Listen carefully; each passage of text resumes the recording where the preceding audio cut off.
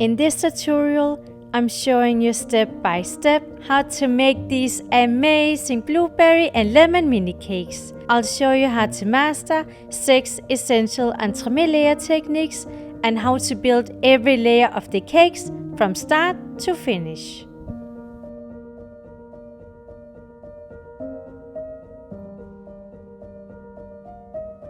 My name is Louise Lindberg and I'm a self-taught cake artist and recipe developer.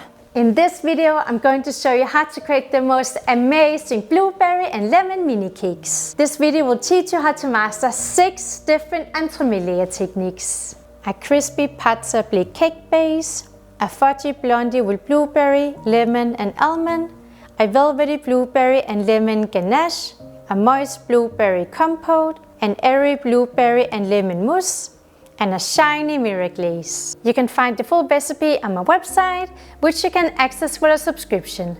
If you want to learn more about how to make elegant, layered and delicious entremet cakes, you can now check out my online course, Master Entremet Cakes at Home, where I show you how to create professional quality cakes from start to finish, right from your own kitchen. Inside the course, I teach you my 5-step formula that I use for all my cakes.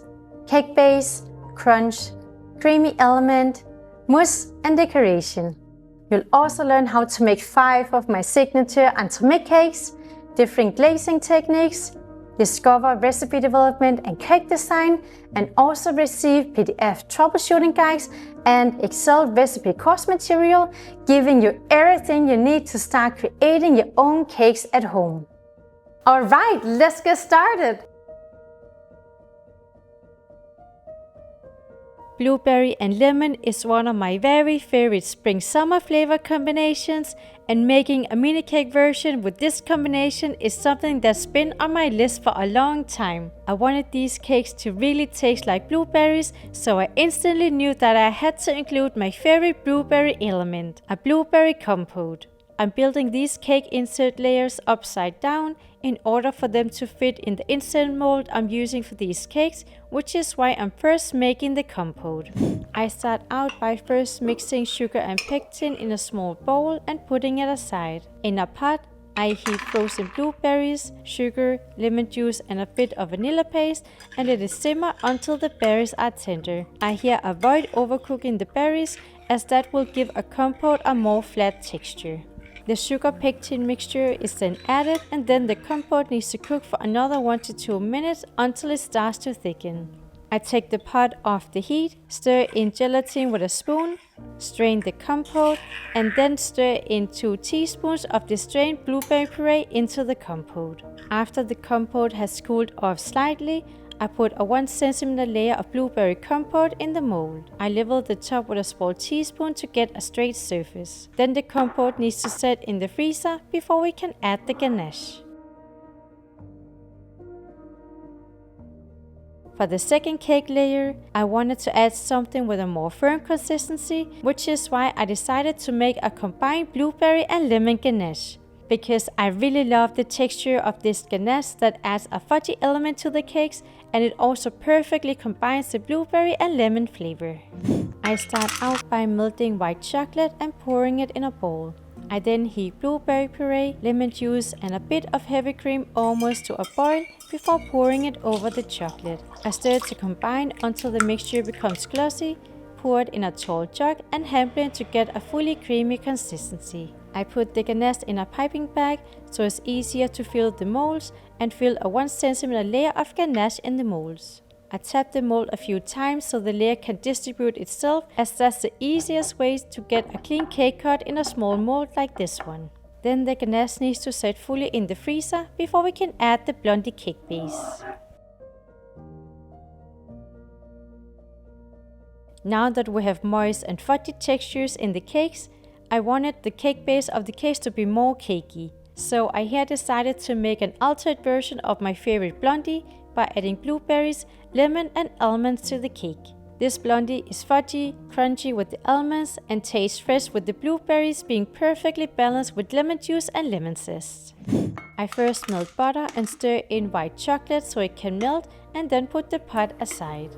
In a bowl, I whisk sugar, eggs, flour and salt until the batter is more pale and has an airy consistency. I stir in the butter/chocolate mixture and add lemon juice and lemon zest to balance the sweetness of the Blondie. Lastly, I stir in chopped almonds that will add a crunchy element to the cakes. I pour the batter in a pastry ring, add fresh blueberries to the batter and bake the cake for 22 to 28 minutes at 180 degrees. Then the cake needs to cool off completely.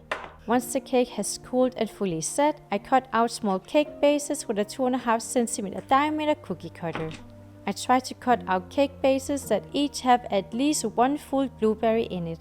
I use my hands to gently press down the Blondie, where I ensure that all sides of the mold are covered with the Blondie to avoid air bubbles or unfilled places. Once all the cake molds are filled with the Blondie, the inserts need to freeze fully overnight.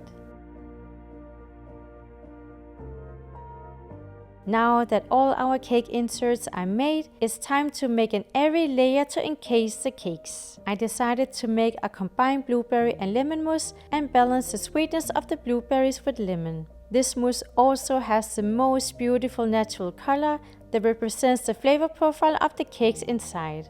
I'm here also making mousse balls that later on will go on top of the cakes as decoration. I make the mousse by heating blueberry puree, sugar, lemon juice almost to a boil and whisk in soaked gelatin that will set up the mousse.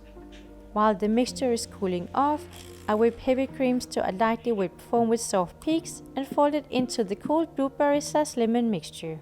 I fill the mousse in the molds where I fill each around 85% with the mousse. I then release the frozen cake inserts from the mold and gently place them in the blueberry lemon mousse with the blueberry compote facing downwards. Lastly, I clean the bottom with a small palette knife. I'm pouring the rest of the mousse in a small round silicone mold to make mousse balls that later will go on top of the cakes as decoration. Then the cakes and the mousse balls need to set fully in the freezer overnight. When making mini cakes like these ones, I prefer placing them on a small Pâte Sablée cake base because it adds a crumbly texture to the cakes, gives them a nice visually balanced look, and it also makes it easy to move the cakes around and serve them. I therefore decided to make my go-to Pâte Sablée that has an amazing buttery flavor that will add some richness to the cakes. I make the Pâte Sablée by first mixing all-purpose flour, almond flour, icing sugar and salt before I add cold grated butter. I mix the butter with the dry ingredients until the dough has a sand-like texture and there's no big pieces of butter left. Then I briefly, and only briefly, collect the dough with the egg as we don't want to overknead the dough. I then roll out the dough between 2 pieces of baking paper and let it set in the fridge for around 2 hours. I cut out cake bases with a 6 cm diameter round cookie cutter and place them in between 2 air mats to give the cake bases a nice elegant checkered pattern.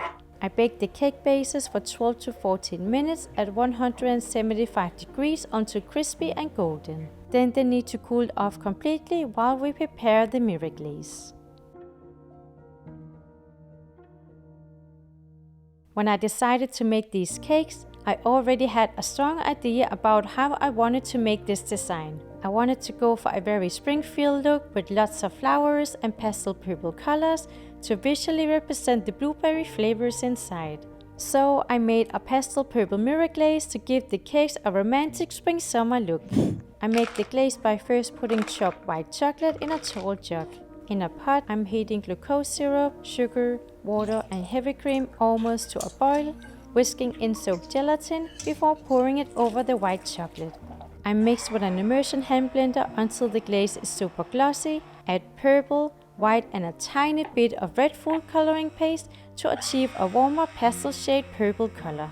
Then the glaze needs to cool to 34 to 35 degrees before we can glaze the cakes. Once the glaze has cooled, I place the fully frozen cakes on a baking cooling rack and pour the 34 to 35 degrees hot glaze over the cakes.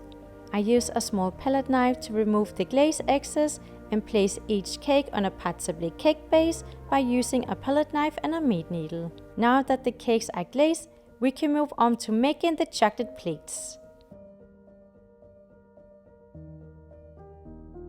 To achieve a balanced look and make sure that the mousse balls wouldn't slide down the side of the cakes, I decided to make purple chocolate plates.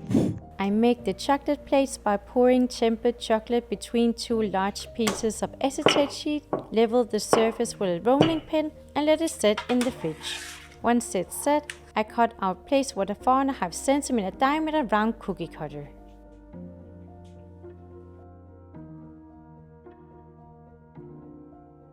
To complete the cake look, I wanted to create some visual contrast without making the top of the cakes too dark, which is why I decided to create a white mirror glaze to encase the mousse balls. I prepared the glaze in the same way as earlier, simply making a smaller batch since we only need enough glaze to coat 1 mousse ball per cake. I then add white coloring paste to achieve a white shade and let the glaze cool to 34 to 35 degrees. I place the frozen mousse balls on a baking cooling rack where I'm placing more than I actually need, as it's always nice to have a bit extra to choose from. I then pour the glaze over the mousse balls and clean the bottom with a small palette knife.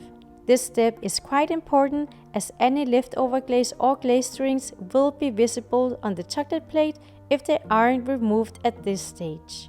We now quickly, before the mousse defrost, move each mousse balls on top of a chocolate plate. For the last step, I place each chocolate/glaze mousse balls on top of the cakes and decorate with lots of purple and white flowers to give the cakes a romantic spring-summer look. And here we have the final cakes that I think turned out so elegant. I love all the purple tones, the round shapes and how the flowers complements the design by bringing a contrasting yet elegant element to the cakes.